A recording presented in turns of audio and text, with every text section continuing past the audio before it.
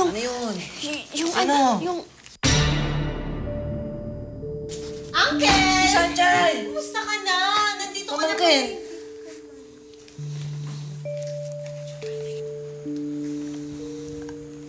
Pamilyar sa akin ang mukha mo. Nakita na kita eh. Pamangkin! Mabuti pa, doon tayo mag-usap. Halika! Halika. Wait lang, Uncle. Sandali. Honey?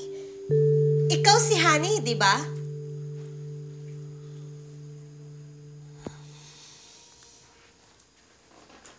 Ikaw si Honey, hindi ako pwedeng magkamali. Di ba? Alit ng mundo, no? Magkakilala pala kayo ng uncle ko. Oo, kilala ko siya. Kasi nung nasa ibang bansa pa ako, nung nasa Bangkok, nakilala ko siya.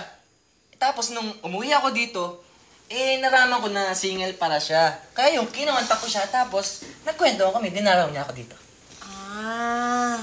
Ganun pala kayo ka-close ng uncle ko.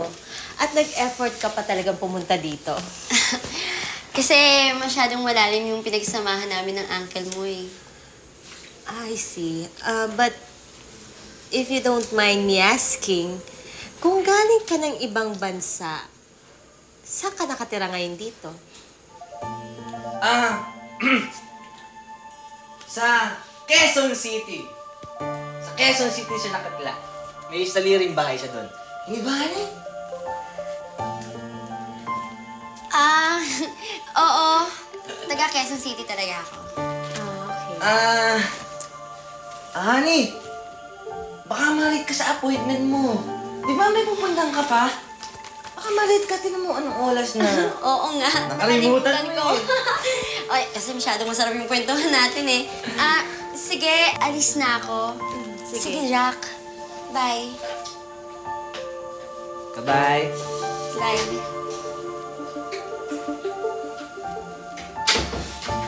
Uncle, ganun ba talaga siya magdamit? Parang napaka-simple niya lang. Ganun talaga yung si Honey. Simpleng tao lang siya. Hindi nga ba? Ba't nga ba nandito ka? Dapat hindi ka nagpupunta dito nang hindi ka nagsiset ng appointment sa akin. Kasi, madalas nasa labas ako. Maray mo, hindi mo ako abutan dito. Ano nga bang kailangan mo?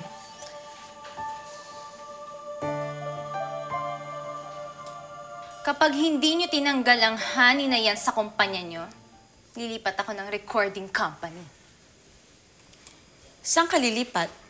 Kina Ronald? Sira ka. Lilipat ka sa kumpanyang palubog na? Baka nakakalimutan mong ako si Misteria.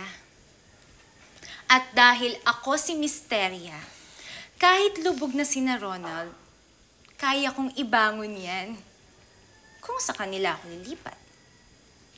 Sige, lumipat ka. Pero mapapahiya ka.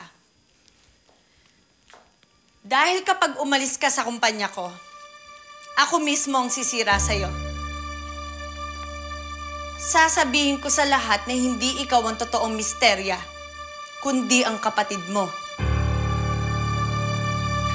Nagulat ka? Hindi mo akalain na gagawin ko to?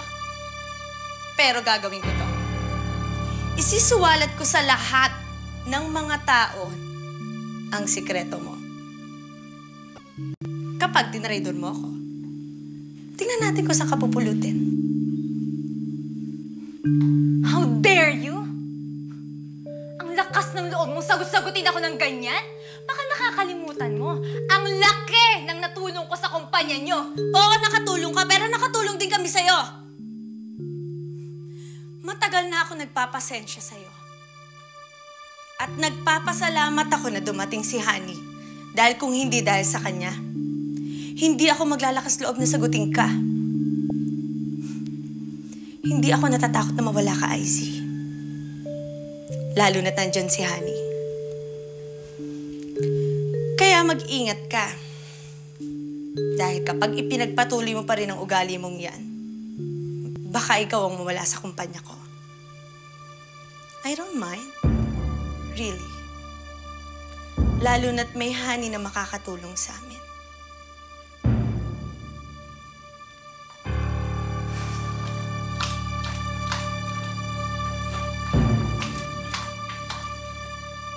Karma lang yan, Icy.